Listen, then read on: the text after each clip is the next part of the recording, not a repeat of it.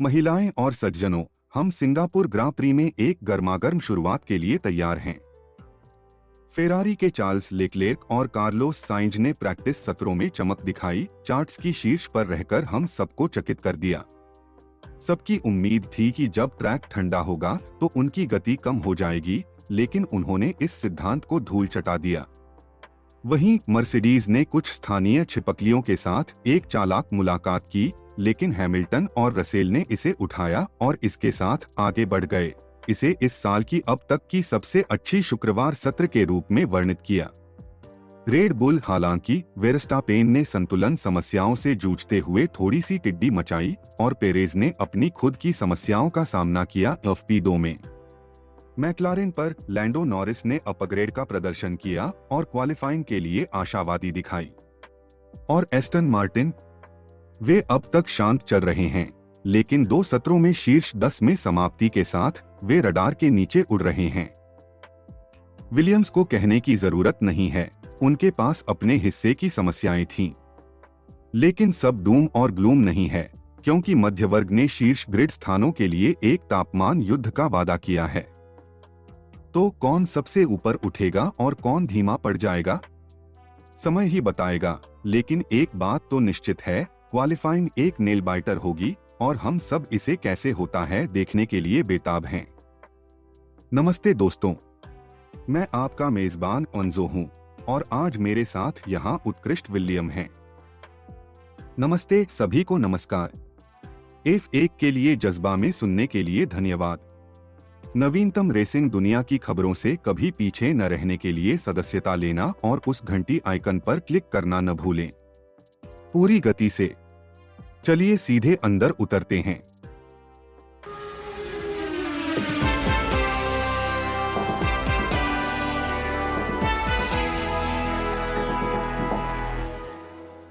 क्रियाशीलता के साथ जारी रखते हुए स्कूडेरिया फेरारी टीम ने आज वाकई चमक दिखाई है, जहां चार्ल्स लेक्लेर्क और कार्लोस साइंज ने प्रैक्टिस सत्रों में 1-2 झटका लगाया।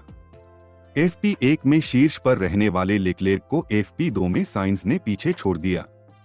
साइंज ने कहा कि उन्हें कल के लिए ट्रैक में सुधार की उम्मीद है, जो उच्च ग्रिप प्रदान करेगा। आश्चर्यजनक रूप से मर्सिडीज के स्टार ड्राइवर हैमिल्टन और रसेल ने FP1 में अपने पहले लैप्स में ट्रैक पर कुछ अप्रत्याशित सरीसृप आक्रमणकारियों का सामना करना पड़ा। वाह, बात करो तो ड्रामा की। मुझे अफवाहों के जरिए सुना है कि रेड बुल नया गुप्त आयुध लाने की योजना बना रहा है। क्या यह पर्याप्त विलक्षण है? एक नई प्रवर्तन प्रौद्योगिकी, क्वांटम मैकेनिक्स और टैकियॉन्स के बारे में कुछ? वाह वाह वाह, धीरे चलो दोस्त। यह एक विज्ञान कथा शो का एपिसोड जैसा लग रहा है, फॉर्मूला 1 समाचार की बजाय। दोस्तों, महत्वपूर्ण है कि हम किसी भी जानकारी की पुष्टि करें, जैसे कि आधिकारिक फॉर्मूला 1 वेबसाइट या ब्राजील में आधिकारिक F1 प्रसारक बंडेरांटेस से। तुम बिल्कुल सही हो, मुझे माफी चाहिए। मुझे लगता है मैंने थोड़ा अधिक सोच विचार में खो दिया। मैं वादा करता हूं कि मैं शेयर की जाने वाली जानकारी के साथ अधिक सतर्क रहूंगा। अब हम मर्सिडीज टीम की ओर ध्यान केंद्रित करें। हैमिल्टन और रसेल ने सूर्यास्त के साथ ट्रैक को गर्म करने में कामयाबी हासिल की। हैमिल्टन को नए ट्रैक परिवर्तनों से प्यार हुआ और उन्होंने इसे इस साल की सबसे अच्छी फ्री प्रैक्टिस 2 सत्र कहा। काफी प्रशंसा है, क्या आप सहमत हैं? रसेल ने इस सकारात्मकता को दोहराया और बताया कि कार ने FP2 के शीतल तापमान और FP1 की थोड़ी अलग स्थितियों में अच्छा प्रदर्शन किया। वास्तव में, और हम एंड्रू शोवलिन के बारे में भी न भूलें, जो ट्रैकसाइड इंजीनियरिंग निदेशक हैं। उन्होंने कहा कि दोनों ड्राइवर्स बैलेंस के साथ खुश हैं, लेकिन सॉफ्ट टायर के साथ दृष्टिकोण के संबंध में काम करने की आवश्यकता है। लगता है कि रात भर में कई सुधार और समारोह की जरूरत है। वास्तव में मेरे प्यारे सुनने वालों, इस सब पर विचार करते हुए, क्या यह आपको फॉर्मूला 1 की पूरी तीव्रता और जटिलता पर आश्चर्यजनक नहीं करता है? रणनीति, तकनीकी कुशलता, ट्रैक पर अप्रत्याशित परिवर्तन और प्रतिस्पर्धा के आंतरिक उत्साह का आकर्षण, सब इतना मोहक है, क्या आपको लगता है? क्या आप इन अपडेट्स के बारे में हमारे जितने ही उत्साहित हैं? अपना प्यार दिखाने के लिए उस लाइक बटन पर क्लिक करना न भूलें। आपके समर्थन के लिए धन्यवाद। आओ और अधिक अंतर्दृष्टि के साथ आगे बढ़े। अब चलिए रेड बुल टीम की ओर बढ़ते हैं। वेरस्टापेन के पास एक बहुत ही घटनापूर्ण दिन था जब उन्होंने ट्रैक पर एक छिपकली से मुलाकात की जो हमें उनकी कुछ साल पहले की प्रसिद्ध गॉडजिला मुलाकात को याद दिलाती है। लेकिन वन्य जीवों के साथ ही मुलाकात के अलावा टीम को दोनों ड्राइवर्स की कारों के साथ संघर्ष करना पड़ा। यह सच है। ऐसा लगता है कि वेरस्टापेन को अपनी कार के बैलेंस के साथ समस्याएं थीं और उन्होंने फ्री प्रैक्टिस 2 में विभिन्न चीजें की कोशिश की जिनमें से कुछ काम कर गईं और कुछ नहीं। प्रदर्शन उनकी उम्मीदों के मुताबिक नहीं था जिससे उन्हें रात भर में काफी काम करना पड़ा। चलिए देखते हैं कि कल वे कैसे वापस आते हैं। मर्सिडीज के एंड्रू शोवलिन ने इशारा करते हुए कहा है कि प्रदर्शन क्रम बहुत दिलचस्प रहा है, जहां फेरारी, मैक्लारेन और एस्टन मार्टिन ने मजबूत गति दिखाई है। असामान्य तौर पर आज रेड बुल जीतने वाले लगते नहीं थे, लेकिन उन्हें उम्मीद है कि वे कल इसे सुलझा लेंगे। शीर्ष ग्रिड स्थानों के लिए यह एक कठोर मुकाबला होगा। बिल्कुल सही, और यही अप्रत्याशित पल हैं जो फॉर्मूला 1 को एक रोमांचक खेल बनाते हैं। यह सिर्फ गति के बारे में नहीं है, बल्कि यह योजना, अनुकूलता और सहसंयम के बारे में भी है। कल के आगामी घटनाक्रम को देखने के लिए बेकरारी से इंतजार नहीं हो रही है। अब रेड बुल के पेरेज की ओर आते हैं। वेरस्टापेन की तरह उन्हें भी लगता था कि कार के पिछले हिस्से में समस्याएं हैं, विशेष रूप से फ्री प्रैक्टिस 2 के दौरान। टीम उम्मीद कर रही है कि वे इसे सुलझा लेंगे और क्वालिफाइंग से पहले सर्वोत्तम सेटअप ढूंढेंगे। दिलचस्पी से पेरेज ने भी दर्ज किया है कि फेरारी की अच्छी प्रदर्शन की उम्मीद थी, लेकिन उन्हें लगता है कि वे वर्तमान में बहुत दूर हैं। यह एक अच्छा बिंदु है। ऐसा लगता है कि रेड बुल शिविर में बहुत सी चिंता फैल रही है, जबकि उन्हें चीजों को संगठित करने की क्षमता के लिए जाना जाता है, लेकिन वर्तमान में वे पीछे की ओर दिख रहे हैं। वास्तव में मुझे एक चीज के बारे में थोड़ा जिज्ञासा है। मेरे पास एक ऐसी याद है जब रेड बुल प्रैक्टिस के दौरान संघर्ष कर रहे थे, लेकिन उन्होंने रेस के दौरान इसे पूरी तरह से बदल दिया। क्या मैं सही याद कर रहा हूं? हमें यह जांचना चाहिए क्या विक्टोरिया परकर से इस बारे में पता चला सकता है। शानदार विचार, मुझे उसे डायल करने दो। नमस्ते विक्टोरिया, आशा है कि आप ठीक हैं। हम पॉडकास्ट के बीच में हैं और हमें एक समस्या आ गई है। क्या ऐसा कोई घटना हुई थी जहां रेड बुल ने एक संघर्ष कर रहे प्रैक्टिस सत्र को सफल रेस में बदल दिया था? मैं समझता हूं। यह समझने में सामर्थ्यपूर्ण है। बहुत धन्यवाद विक्टोरिया, बहुत प्रशंसा की बात है। मैं बाद में आपसे बात करूंगा।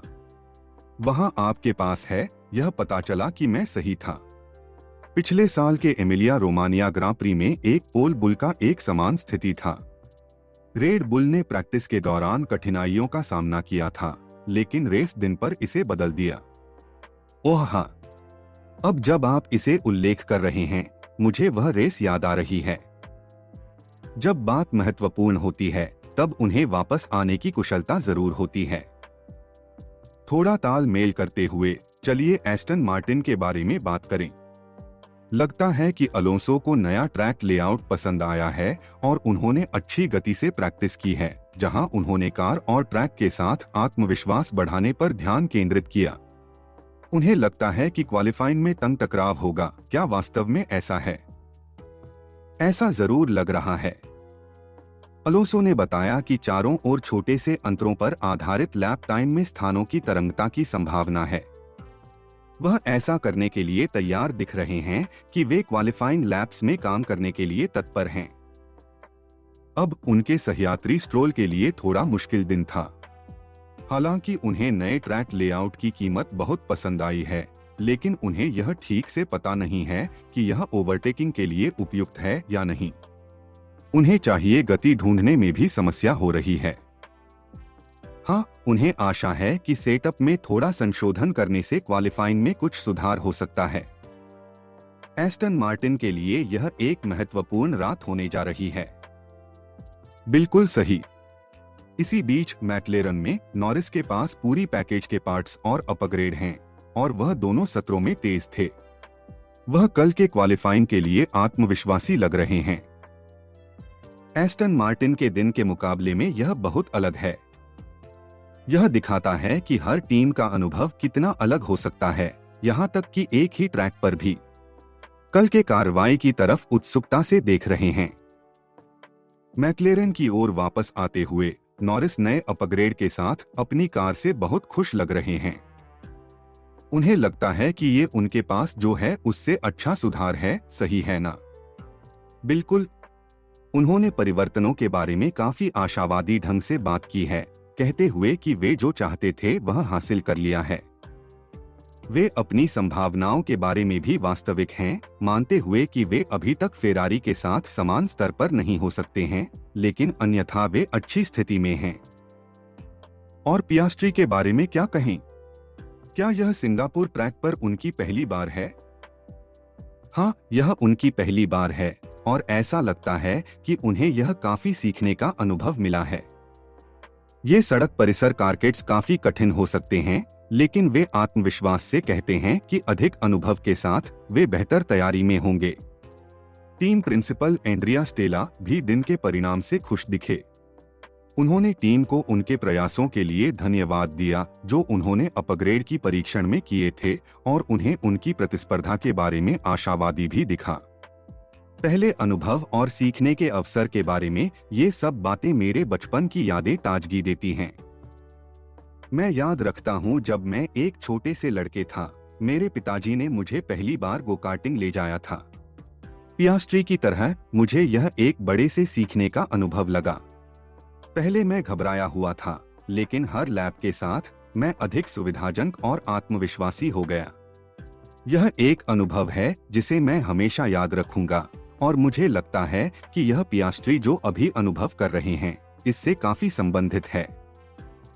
अब चलिए अल्पाइन की ओर बढ़ते हैं। ओकॉन को दूसरे मुक्त प्रयोग के दौरान थोड़ा खतरनाक स्थिति का सामना करना पड़ा, क्या नहीं? वास्तव में वह दीवार से सिर्फ 1 सेंटीमीटर की दूरी पर बच गए।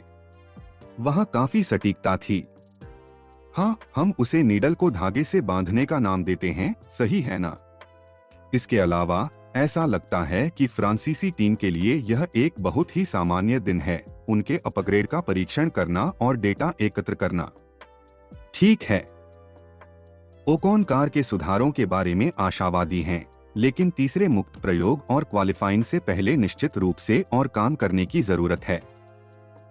दूसरी ओर गास्ली को विभिन्न आइटमों का परीक्षण करने में व्यस्त रखा गया है और सिंगापुर की तीव्र गर्मी और आर्द्रता का अनुभव भी किया है।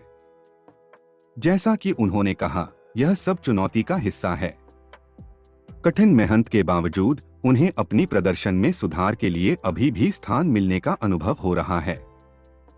लगता है कि कल की क्वालिफाइंग के लिए सभी टीमें तत्पर हैं। अब हम अल्फा रोमियो की ओर ध्यान देते हैं। पहले प्रैक्टिस सत्र में उन्होंने अपनी कार्डों को अपनी छाती के पास रखने का फैसला किया है, सॉफ्ट टायर्स चलाने के बजाय। वहां थोड़ी युक्तिकारी चाल थी। जब तक स्थितियां ठंडी नहीं हो जाती, वे अपने असली रूप को छिपाए रखने का फैसला लिया। दिलचस्प है कि बोटास ने एक समय बनाया है जो उन्हें शीर्ष 10 में रखता है। इसके साथ ही उनके नए फ्लोर अपग्रेड के साथ ऐसा लगता है कि अल्फा रोमियो ने एक सकारात्मक कदम आगे बढ़ाया है। वास्तव में बोटास नए अपग्रेड के बारे में आत्मविश्वासी दिख रहे हैं। उन्होंने इसे पीछे के हिस्से में अधिक भार और स्थिरता लाने के बारे में उल्लेख किया है। हालांकि उन्होंने स्वीकार किया है कि उन्हें आज रात अपनी गति पर काम करने की आवश्यकता है ताकि कल वे शीर्ष 10 में रह सकें। दूसरी ओर ज़ो को नया ट्रैक लेआउट दिलचस्प लग रहा है और शायद थोड़ा कम तनावयुक्त। उसे इसके द्वारा प्रस्थान मौकों के बारे में आशावादी लग रहा है, क्या आप ऐसा कहेंगे? बिल्कुल। हालांकि उसे यह जानकारी है कि यह अभी भी एक चुनौती होगी। फिर भी उसके लिए यह एक सुखद दिन रहा है और उसे लगता है कि वे अपने प्रतियोगियों के करीब हैं, जितना कि समय संकेत करता है। देखने में दिलचस्प होगा कि कल वे कैसे सुधारते हैं। अब जब हम अल्फतौरी की ओर बढ़ते हैं तो ऐसा लगता है कि लॉसन ने सिंगापुर ट्रैक के साथ अवगत होने के लिए पहले प्रैक्टिस सत्र में समय बिताया। उन्होंने दूसरे सत्र में एक उच्चतम प्रतिस्पर्धी समय हासिल किया, अपने सहयोगी त्सुनोडा को पीछे छोड़ते हुए। वास्तव में लॉसन का प्रदर्शन प्रभावशाली था, यह ध्यान में रखते हुए कि उन्हें सिम्युलेटर के बाहर का सर्किट नया है। स्पष्ट है कि उन्हें यह अनुभव पसंद आ रहा है और वे तीसरे मुक्त प्रैक्टिस सत्र का बेहतरीन उपयोग करने के इच्छुक हैं। लॉसन ने यह भी कहा कि इस प्रकार के सर्किट पर अपडेट में अंतर को महसूस करना कठिन होता है, लेकिन उन्हें यह अनुभव हो रहा है कि कार समग्रता में सुधार हुआ है। ऐसा लगता है कि वे अपने डेटा का विश्लेषण रात्रि को ध्यान से करेंगे ताकि वे कल के क्वालिफाइंग के लिए तैयार हो सकें। यह एक अच्छी योजना लग रही है। इसी बीच त्सुनोडा को लगता है कि वह छिपकलियों से थोड़ा व्याकुल हो गया है। देखने में दिलचस्प होगा कि क्या वह क्वालिफाइंग सत्र के लिए पुनः ध्यान केंद्रित कर सकता है। उसे तो करना ही होगा ना, अंततः रेप्टाइल्स को शो चुराने नहीं दे सकते।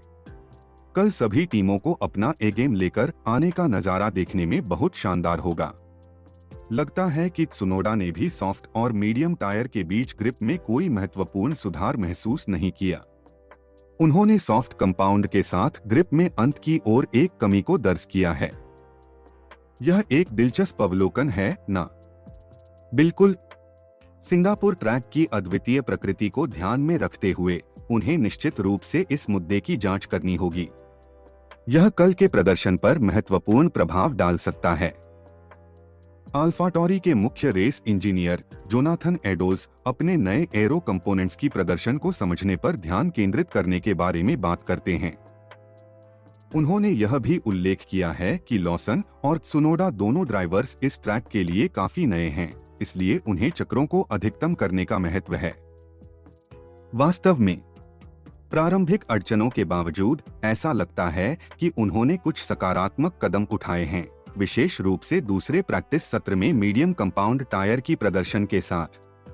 हालांकि सॉफ्ट टायर के लिए, विशेष रूप से त्सुनोडा के लिए, छोटे दौड़ के संबंध में अभी भी काम करने की जरूरत है। अब यहाँ एक आश्चर्य है। पता चलता है कि इन सरीसृप दर्शनों के अलावा नॉर्मलता को बिगाड़ने वाली केवल चीजें नहीं थीं। सिंगापुर में उच्च ट्रैक तापमान और हरीला ट्रैक ने पहले प्रैक्टिस सत्र में बहुत कुछ सीखने को कठिन बना दिया, लेकिन जाहिरा तौर पर इन चुनौतियों के बावजूद ड्राइवर्स अपनी कारों से खुश थे। मुझे लगता है कि जब आप फॉर्मूला 1 की दुनिया में होते हैं तो अप्रत्याशितता ही एकमात्र स्थिरता होती है। यह सब कुछ अनुकूलित करने और मौजूदा परिस्थिति का सबसे अधिक लाभ उठाने के बारे में होता है। अब हास की ओर चलें। पहले प्रैक्टिस सत्र में उन्हें जबरदस्त गर्मी के दौरान संघर्ष करने की जरूरत पड़ी, लेकिन जब तापमान ठंडा हुआ तो उन्होंने सुधार दिखाया। आश्चर्यजनक रूप से मैग्नसेन ने खुद को शीर्ष 10 में पाया। काफी मजबूत प्रदर्शन, क्या आप सहमत हैं? वास्तव में काफी सुधार हुआ है, लेकिन बहुत कुछ बदल सकता है और ऐसा लगता है कि उनका प्रदर्शन पूरी तरह से मौसम पर निर्भर करता है। टायर की पहनावट टीम के लिए एक मुद्दा होने के कारण कल रात का ठंडा मौसम उनकी संभावनाओं को बढ़ा सकता है। निको हुल्केनबर्ग ने भी अपनी राय साझा की है। उन्हें लगता है कि पहले और दूसरे प्रैक्टिस सत्र में वे काफी उत्पादक रहे हैं, गाड़ी और सर्किट के लिए सभी सामान्य डेटा इकट्ठा करते हुए। अब इस डेटा का विश्लेषण करके क्वालिफाइंग के लिए तैयारी करने की बात है। हाँ, और हुल्केनबर्ग ने एक चिंता व्यक्त की है जो कई ड्राइवर्स के साथ साझा की जाती है, ओवरटेकिंग की कठिनाई। यह क्वालिफाइंग पद को और भी महत्वपूर्ण बनाता है। केविन मैग्नुसेन से भी ऐसी ही सोच है। उन्हें कम ईंधन वाले एक चक्कर के प्रदर्शन से संतुष्टि है, लेकिन उन्होंने उच्च ईंधन प्रदर्शन को सुधार की आवश्यकता वाले क्षेत्र के रूप में पहचाना है। फॉर्मूला 1 में रणनीति खेल का हिस्सा है। आप ग्रिड के सबसे ऊपर से शुरुआत करना चाहते हैं, खासकर सिंगापुर जैसे मुश्किल ओवरटेकिंग सर्किट पर। यह एक दिलचस्प रेस वीकेंड होने वाला है। हास टीम के प्रमुख गुएंथर स्टाइनर अब तक के प्रदर्शन के बारे में सतर्कतापूर्वक आशावादी दिख रहे हैं। यह एक लंबे सप्ताह का पहला दिन है और यह कार इस ट्रैक पर बेहतर काम कर रही है। यह एक अच्छा संकेत है ना? बेशक, लेकिन स्टाइनर की सतर्कता कारगिल है। फॉर्म्यूला 1 अप्रत्याशित होता है। यह सब लंबे समय के प्रदर्शन पर निर्भर होता है और आज वे 8 या 9 लगातार चक्कर से ज्यादा नहीं कर सके। मुझे लगता है कि हम आने वाले दिनों में उनके प्रदर्शन पर अधिक स्पष्टता की उम्मीद कर सकते हैं। अब विलियम्स की ओर आते हैं। लगता है कि एल्बन ने FP1 में पैक के बीच अपना रास्ता ढूंढ लिया है, जो प्रशंसनीय है। हालांकि दुर्भाग्य से FP2 की शुरुआत में उन्हें बिजली की समस्या का सामना करना पड़ा। इन तकनीकी रुकावटों से इस खेल में चीजों को तेजी से बदल सकती है। बिल्कुल, यह काफी महंगा साबित हो सकता है क्योंकि दूसरी प्रैक्टिस सत्र सबसे प्रतिष्ठान्वित होती है। हमें इंतजार करना होगा और देखना होगा कि यह उनके शेष वीकेंड पर कैसा प्रभाव डालता है। लोगन सार्जेंट का प्रदर्शन भी ऐसा लगता है कि FP1 से FP2 तक सुधार हुआ है। अपने सॉफ्ट टायर चक्कर पर गलती के बावजूद वह आज के से सीखने के बारे में आशावादी है। इस खेल में फ्लाई पर सीखना और अनुकूलन करना महत्वपूर्ण है। आपने वहां सटीक बात कही है। एक ड्राइवर की गलतियों से सीखने और अनुकूलित होने की क्षमता अक्सर महान और अच्छे के बीच का अंतर होती है। देखना रोचक होगा कि सार्जेंट शेष वीकेंड में कैसा प्रदर्शन करता है। अलेक्स अल्बॉन का दिन कुछ चुनौतियों से भरा रहा है। लगता है कि उनके चक्कर के दौरान बैटरी में समस्या थी। इस तरह की विपरीतता बहुत व्यापारिक हो सकती है, खासकर सिंगापुर जैसे सर्किट पर जहां आपको आत्मविश्वास बढ़ाने के लिए हर चक्कर की जरूरत होती है। हाँ, यह दौड़ने का समय की कमी कारण से कल कुछ अनुमान प्रतिमान करने के लिए मजबूर कर सकती है। लेकिन अल्बॉन कार के प्रदर्शन के संबंध में सकारात्मक दिख रहे हैं, समस्या को छोड़कर। और धन्यवाद, उन्हें किसी भी दंड का अनुभव नहीं होने की उम्मीद है। वाहन प्रदर्शन के मुख्यालय के प्रमुख डेव रॉबसन ने बताया कि यह दिन कठिन था। पावर यूनिट के यारिस सिस्टम में समस्या के कारण अल्बॉन का दूसरा प्रैक्टिस सत्र छोटा हो गया। वे तीसरे प्रैक्टिस सत्र में खोए गए समय को पूरा करने के लिए प्रयास करेंगे। महत्वपूर्ण प्रैक्टिस समय में तकनीकी समस्याओं के आने से कभी भी आसान नहीं होता है, लेकिन ये चुनौतियां फॉर्म्यूला 1 का हिस्सा हैं। टीम को साथ मिलकर बचा हुआ समय का उपयोग करना होगा। उज्ज्वलता की ओर लोगन सार्जेंट के पास एक अधिक सफल दिन था। उन्होंने इस कठिन सर्किट के कुछ महत्वपूर्ण अनुभव प्राप्त किए और कम और उच्च ईंधन प्रदर्शन को संतुलित करने का अच्छा अनुभव प्राप्त किया। यह सब सीखने का एक मोड़ है ना? हाँ, इस खेल में अनुभव और अनुकूलता महत्वपूर्ण हैं। चुनौतियों के बावजूद दोनों ड्राइवर और टीम ने सकारात्मक दृष्टिकोण और आगे आने वाली चीजों का सामना करने की तत्परता दिखाई है। कल देखना रोचक होगा कि वे कैसे काम करते हैं। लगता है हमने प्रैक्टिस सत्रों से सभी मुख्य अपडेट कवर कर लिए हैं। यह एक घटनाक्रमपूर्ण दिन रहा है, जिसमें चुनौतियों और आश्चर्य से भरी हुई है। वास्तव में यह फॉर्म्यूला 1 की विशेषता है, जो हमेशा बदलती कथा है। कल का FP3 टीमों के लिए महत्वपूर्ण होगा ताकि वे खोए हुए समय को पूरा कर सकें और अपनी रणनीतियों को सुधार सकें। और जैसा हमेशा, हम यहाँ रहेंगे ताकि हम आपको पैडॉक से सभी विकासों और अंतर्दृष्टि की जानकारी प्रदान कर सकें। जैसा कि हमने आज देखा है, फॉर्म्यूला 1 की दुनिया में कुछ भी हो सकता है। आप बिल्कुल सही हैं।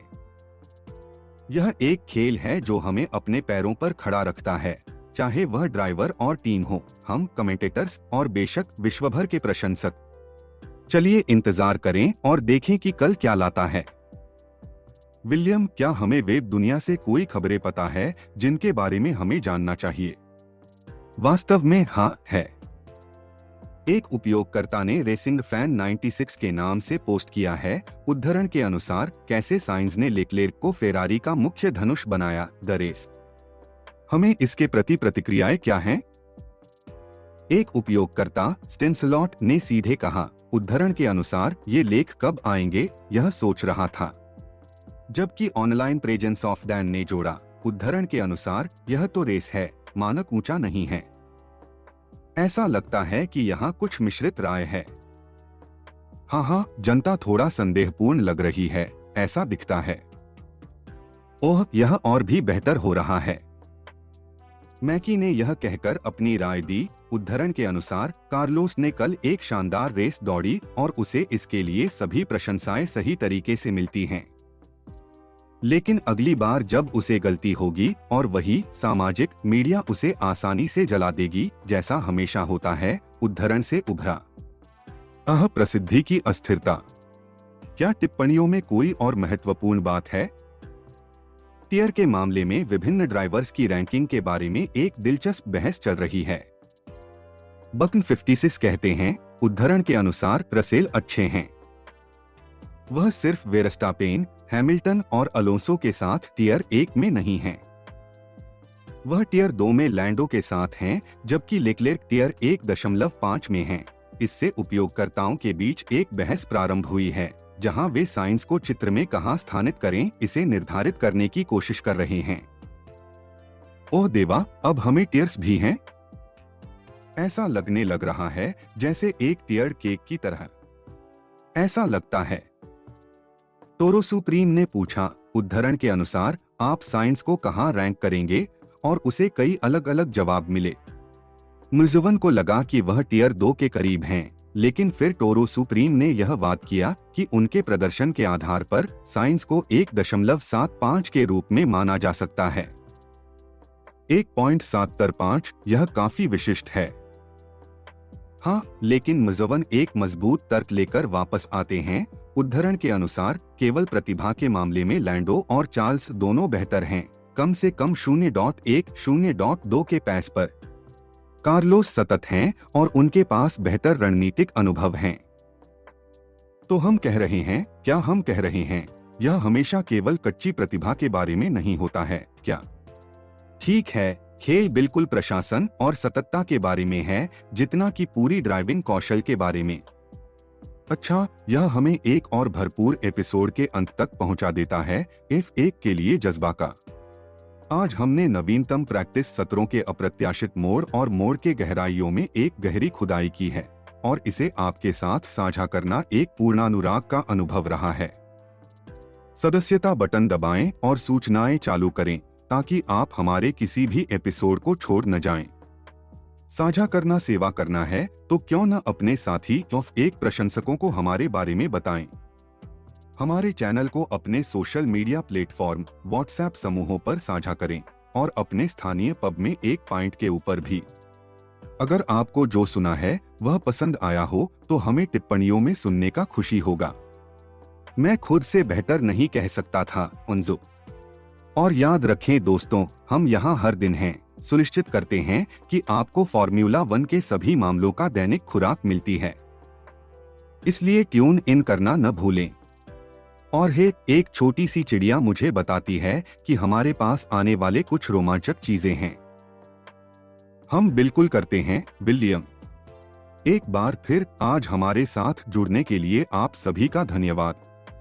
हम आपकी सहयोग की कीमत करते हैं और F1 के लिए जज्बा के अगले एपिसोड में आपको देखने की उम्मीद करते हैं।